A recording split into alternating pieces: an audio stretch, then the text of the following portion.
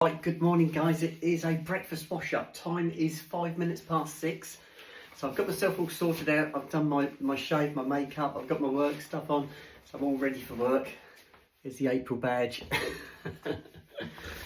Ah dear guys, so it is Friday Eve. It's a Thursday morning.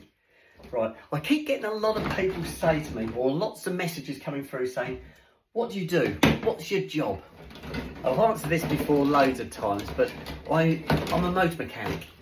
When I left school, I was 16 and I went straight into an apprenticeship at a garage.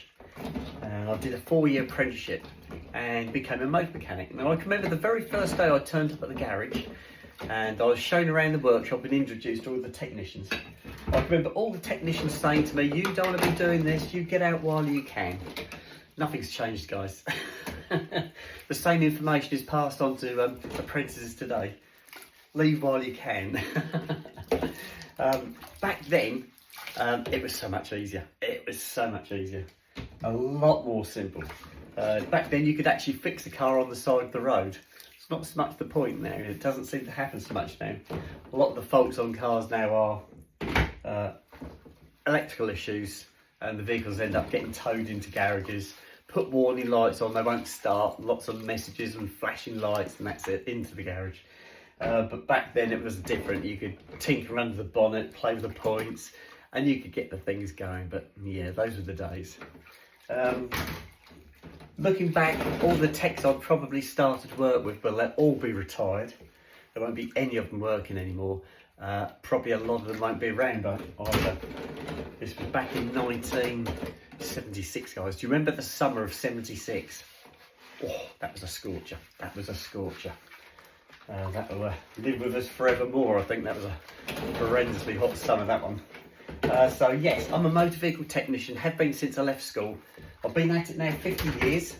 So yes, I'm looming towards my retirement. And we are down to 2 months, 13 days, guys. Not long now. So yeah, really looking forward to that side of it. Would I have taken the same route when I left school, knowing what I do now? Probably would have. I was looking at becoming a carpenter. I was very, very good at woodwork. I really enjoyed doing woodwork. And I was looking at either becoming a carpenter or a motor vehicle mechanic. The motor vehicle mechanic side came along first because that was my first interview and I was offered the job. So I took it. As a 16-year-old, I hadn't got anything else to look forward to, so I was straight into the motor trade. Yeah, no regrets really at the end of the day. You know, it's got me to my retirement, and that was the main thing. So I'm there now. I don't know what would have happened to me had I gone into being a carpenter. No idea at all. Would I still be doing carpentry? Would I still be working? Yeah, I don't know. So I'm pleased I took the course I did. It's made me who I am today. Somebody said to me about modern cars, they said there's just no room to work on them, and they're right. Back when I started, there was so much space under a bonnet. You open the bonnet and the engine looked lost. There was just so much space around it. But now you open the bonnet of the car now, it's just rammed. And a lot of it is what we call beautification panels. It's like plastic trims that cover everything. So before you can even get to the engine, you have to start taking bits off just to work on the things. There's no need for it. It's just the way they are these days. Maybe it's to put Joe Public off working on them, I don't know. There again, there's not a lot to do to new cars. To modern cars, you open the bonnet and what are you going to do? If it's a petrol car, yes, you can do an oil and filter change on it. Top up your washer bottle, check your coolant, check your brake fluid, things like that. But there's not a lot more, there's no adjustments. You can't adjust anything. Back in the day when I started, it was all carburetors. So you used to have to set the carburetors up. Points, you had points and plugs, so you were constantly changing points and resetting the timing and things like that. Yeah, you don't have any of that now. Everything's electronic ignition, electronic fuel injection. Yeah. Is it a good thing? It is emission wise for the environment, but yeah, I don't know. In many ways, the old days were better in that respect, but there again, you used to see a lot of cars broken down back then. It used to be a real common sight to see cars on the side of the road with bonnets up. Most of the time now you see cars on the back of transporters going to garages. Yeah. Right, I've done some of it already. Right, let's get the breadboards.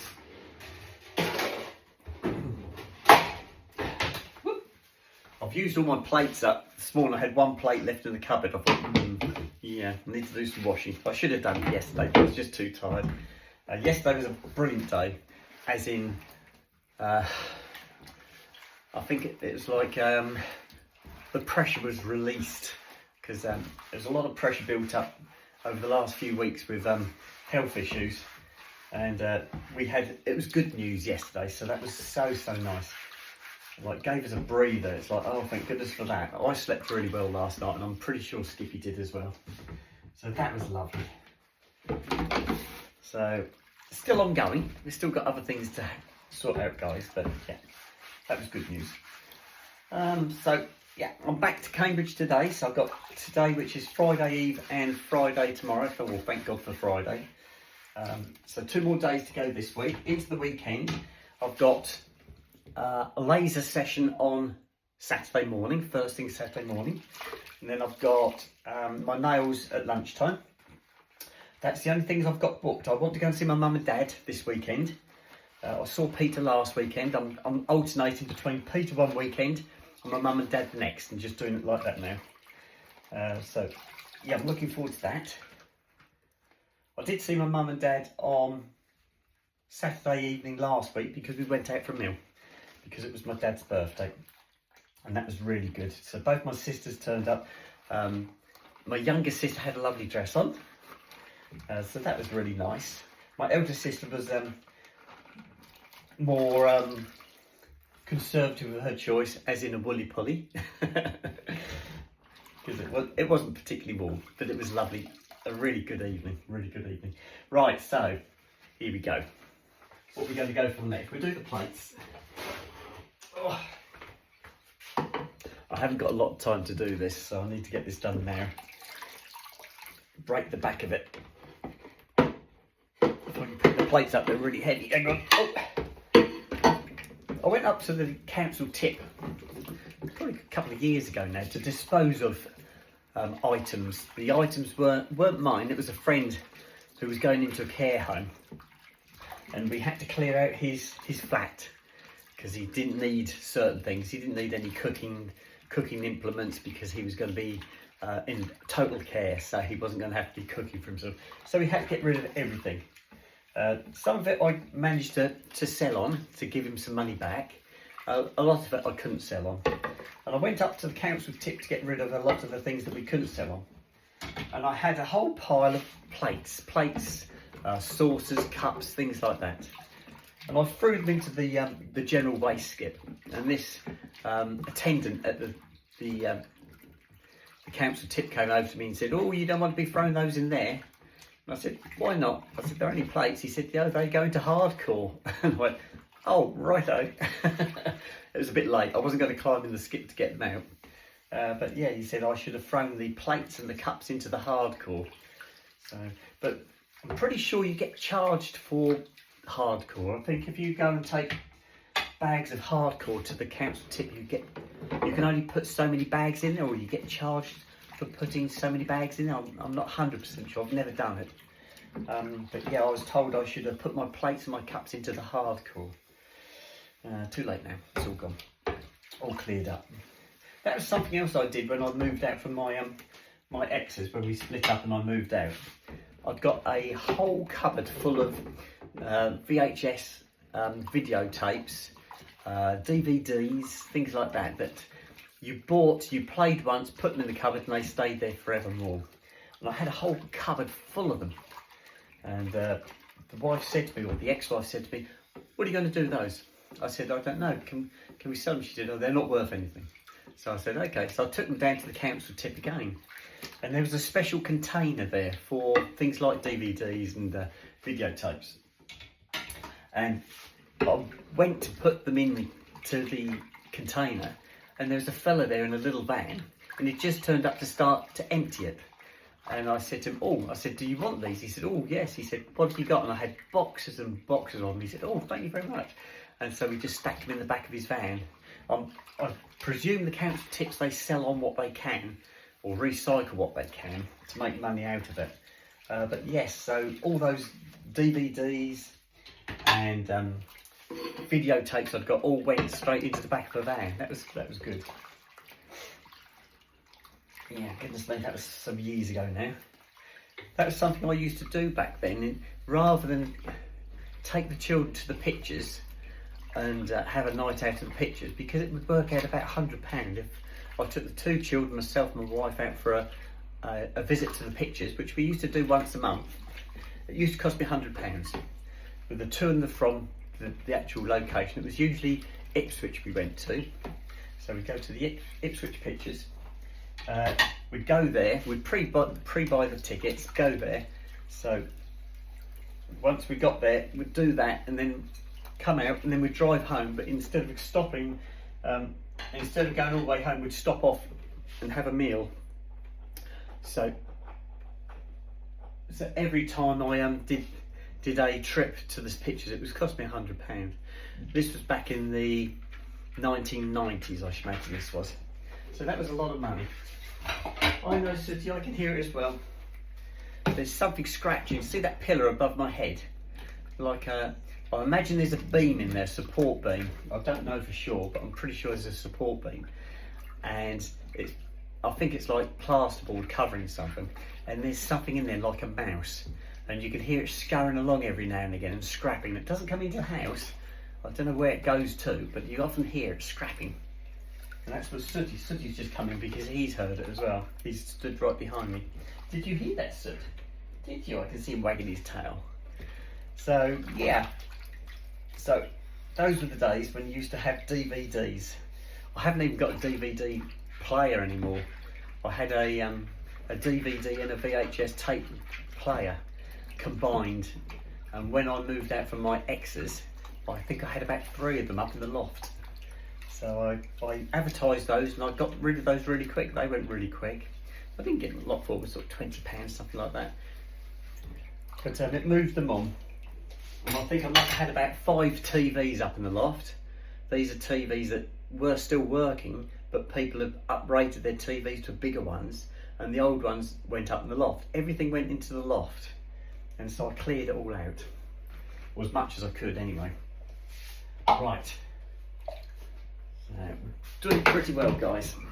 I'm going to put this on for you in a second, just finish these items. And then I've got to get myself ready to go.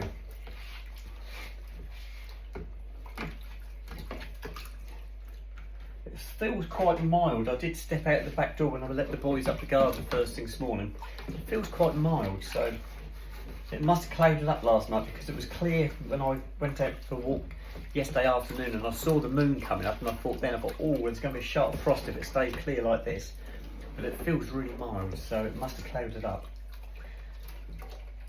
Probably means it's going to rain later.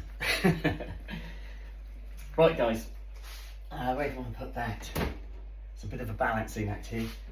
Right, that leaves me dog dishes and then some saucepans, and that's it. I think I'll do the dog's dishes and I'll have to leave the saucepans because I've got nowhere to put them. And then I can sign out, guys, get myself ready to go. Skippy was full of it yesterday, and she said to me she's going to have a day of listing today. She's going to list some of her handbags, guys. So she's going to get back onto the handbags. We're going to start pushing them again. So hopefully come the weekend, if she's feeling good, we might do a handbag show. I hope so, because we haven't done one of those since before Skippy went to Australia, and that's way over a month ago now. She's in Australia for 3 weeks, and I think she's been back here and ill for about a month as well, so it'll be good to get back into it again. She has still been selling the handbags, but it slowed right up because we haven't been relisting and pushing them, so need to get that going again, especially coming up to Christmas as well. There'll be a few people want some beautiful handbags, and she's got some lovely handbags. And one of my friends sent me a message. They bought one of Skippy's handbags, and she sent a video of her handbag showing how she was getting on with it. and I sent a message back saying I'm not actually a handbag devotee. I have got a few handbags, but nothing compared to what Skippy's got. But Skippy always said to me, if you want a handbag, you can borrow one. And so I've got a ready supply of about 100 handbags, guys. So I've got a handbag for every outfit I've got. I do carry handbags more now than I ever did before, but that's probably mainly because you haven't got pockets. There's not many dresses or skirts that have got pockets. I have got a few, but not many. So you do end up carrying things all the time. Right, I'm going to soak this one. I thought I had the chicken and rice in. That's the slow cook. And that can soak. And then I can turn the video off, guys.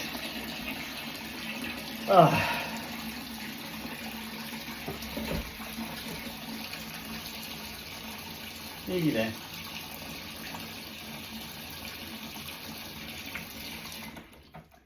That's it, we're done.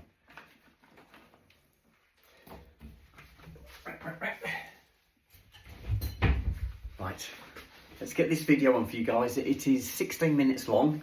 So if I load that now, that should be on before I go to work. And I shall speak to you guys later on. Don't forget, I'll be putting videos on this morning for you when I'm at work. So you'll have something to watch during the day. And then I can have a chat with you guys again in the evening. So I'm going to sign out now. Love you all to death. And I shall speak to you later. Okay, bye-bye.